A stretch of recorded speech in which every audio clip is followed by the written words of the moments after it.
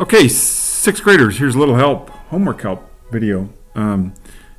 These are the problems that I assigned to you guys, and I'm just going to randomly pick a few. I had some questions.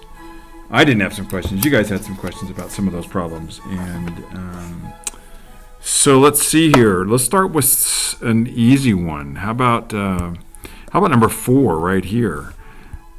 So we want to find the least common multiple. Remember that that's the smallest number that the given numbers will fit into evenly together. So what do we have here? We have number 4 is 6 and 8. So let's factor out 6. It's going to be 2 and 3. So we're done.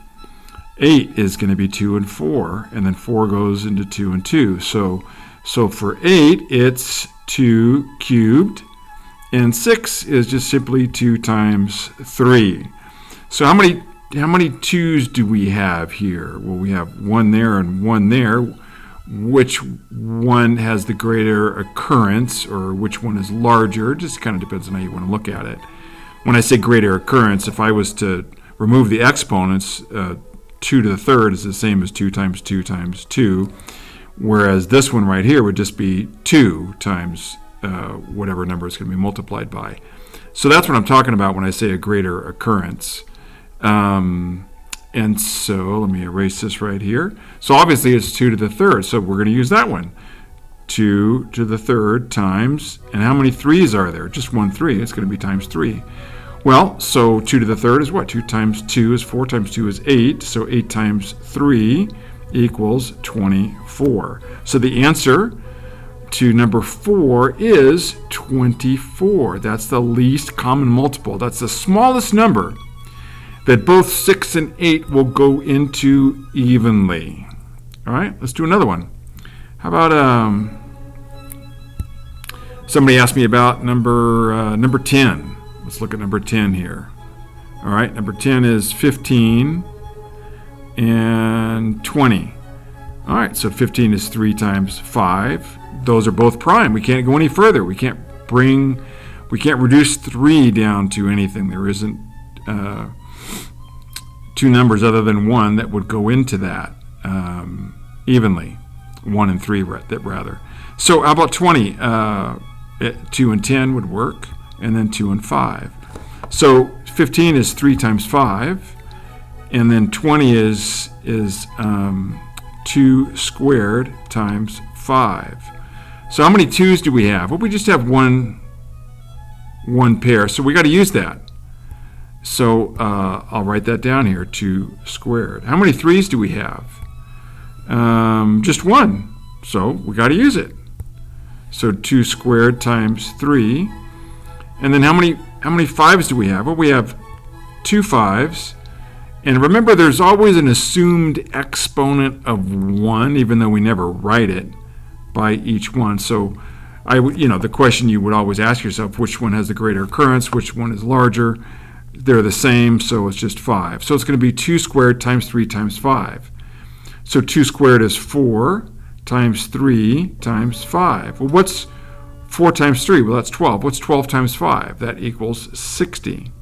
So the least common multiple, the smallest number that both 15 and 20 will go into, is 60.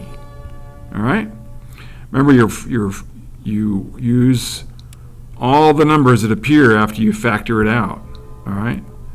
All right. Let's do another one here. Oh, I remember there was one. I think it was the last one I gave you guys. It was. You guys were asking me about number 28. Number 28. Actually, I should just kind of scroll to it. 28, there it is. So here's the question they're asking in number 28. It says you need to find the least common multiple of 13 and 14. So here's 13, here's 14. Okay, and then it says, would you rather list their multiples? So for example, if I was to list the multiples of 2, it'd be 2, 4, 6, 8, 10, 12, 14, 16, 18, and so forth. Okay, list the multiples, or or use their prime factorization, which is what I've taught you guys. Which would you rather do? And explain. Well, let's list the multiples of 13. So 13 and then 26 and then 39 and so forth. Okay, and then 14 and then 28 and then 38 and then 42 and then 56 and so forth. It's going to be a long time before you find a pair of numbers that they both go into. So for smaller numbers, I don't know, listing their multiples could work.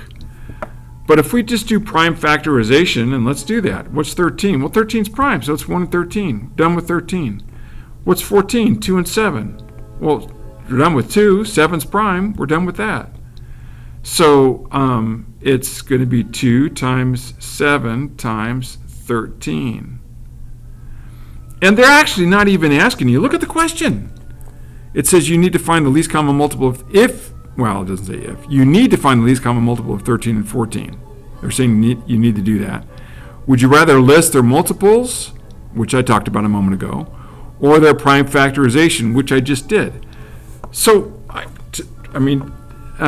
listing the multiples